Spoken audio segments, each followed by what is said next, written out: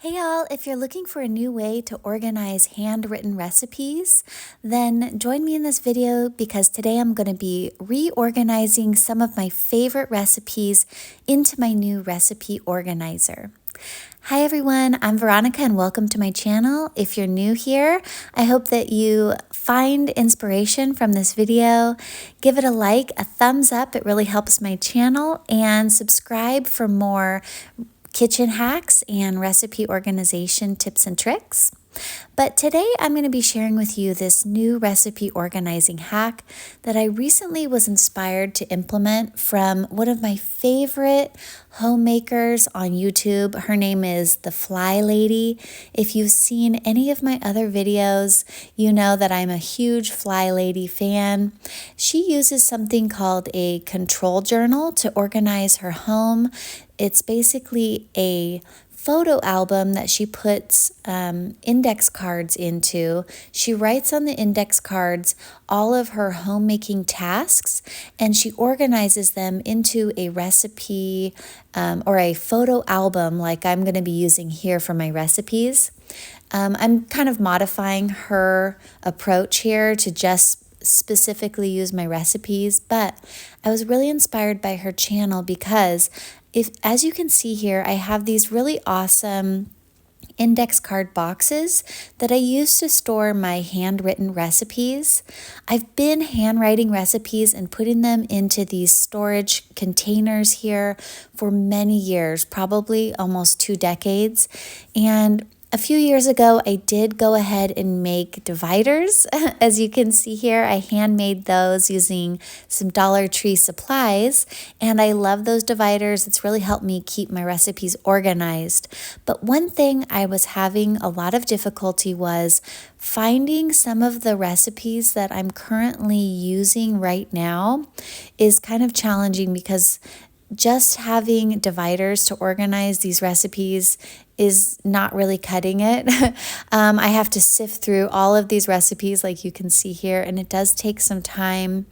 And I have probably I don't know, probably a few hundred written recipes in these recipe boxes. So it's kind of time consuming to find a specific recipe. So now I'm going to be adding a third component to these handwritten recipes on index cards. I'm going to be choosing out my favorite recipes.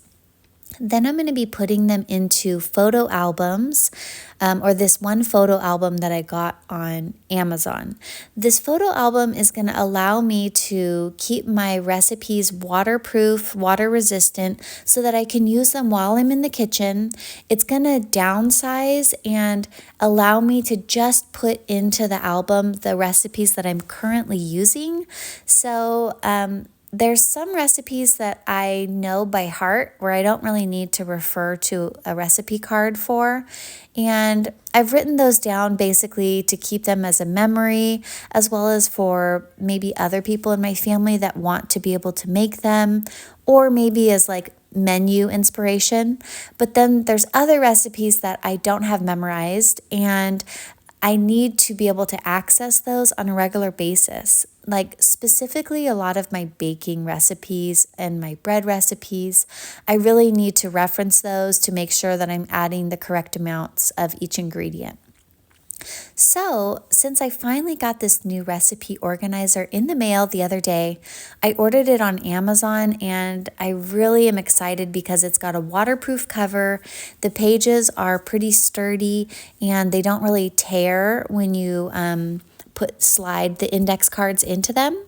So let's go through and pull out my favorite recipes and put them into this recipe organizer. So what I'm going to do in this video is I'm going to kind of go over these favorite recipes as well. So that first one was for my pizza dough recipe that I'm currently using often. And this one is for flour tortillas.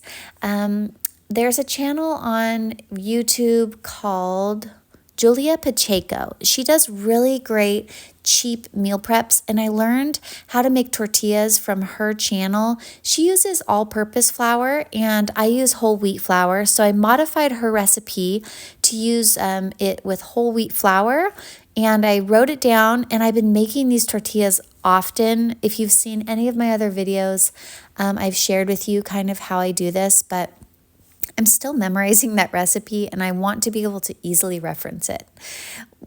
Before I got this photo album, those recipe cards were just kind of like floating around my kitchen and getting kind of destroyed. So I'm really happy to have them in here now. All right, another channel that I have been really inspired by for bread baking is, his name is Ken Forkish, and he owns a artisan bread bakery, I think in Oregon, and he has a book called Salt, Water, Flour, Yeast, or something like that.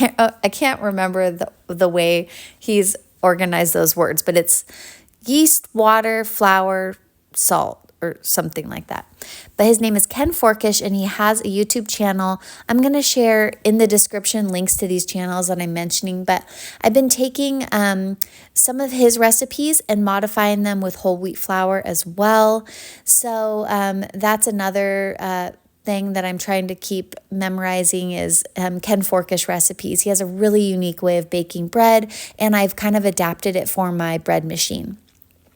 Now, some other recipes that I've adapted over the years are from like Good Housekeeping magazine or Good Housekeeping cookbooks, and also like some Martha Stewart cookbooks. I also have a lot of vintage cookbooks, and I really love taking those recipes and modifying them to use ingredients that I want to use in my kitchen. So that's why I handwrite a lot of these recipes, and you'll see kind of on the back here, a lot of these recipes, I'll put the date that I created the recipe and the book or magazine or channel that I was inspired by, because sometimes I want to be able to go back to those sources and maybe reread what the recipe was. This one is for a whole wheat recipe from Bread Beckers. This is a woman named Sue Becker, and she's on YouTube as well. And she has a lot of recipes and even some cookbooks on how to use whole wheat flour. Specifically, she does freshly ground whole wheat flour in her recipes. I don't grind my own flour, but I've taken some of her recipes and adapted them using ingredients that I prefer, and I really like her method, and she's inspired me a lot with whole wheat flour. And here's another recipe. It's a whole wheat pizza dough crust. This one I haven't made in a long time, but I do want to kind of revisit it, which is why I'm putting it into this recipe photo album here, because it does use some sugar, and I've noticed that Ken Forkish doesn't use sugar in his pizza dough, but I don't know. I'm kind of going back and forth. I'm not sure if I want to add sugar for the yeast or not. So I'm going to kind of revisit it.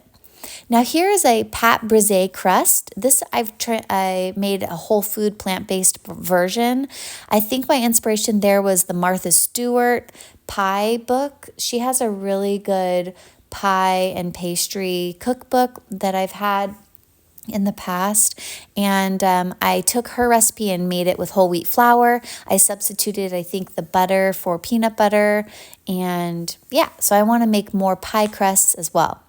And then another favorite dessert recipe is an apple Betty. My family loves these Betty pies. They're not really pies, they're like crumble toppings on top of fruit that you bake, and it's so delicious. So I want to make some more of those. And then another thing my family loves are biscuits. So this is a whole wheat biscuit dough that I adapted from, I can't see exactly, you can read it on the screen, but it was probably one of my vintage cookbooks. They made biscuits a lot back in the day, and I trust their recipes to make good biscuits. So I kind of modified it to use whole wheat flour, and I think that one, I can't remember exactly, but I put walnuts as the fat. Anyways, okay, well, that was it. I kind of just picked a few of my favorite recipes. That's enough for right now. I hope that you enjoyed this video and like it and subscribe to my channel if you haven't already. And make sure to check out my members area where I share early access to all my videos and my printable recipes. See you in the next video. Bye.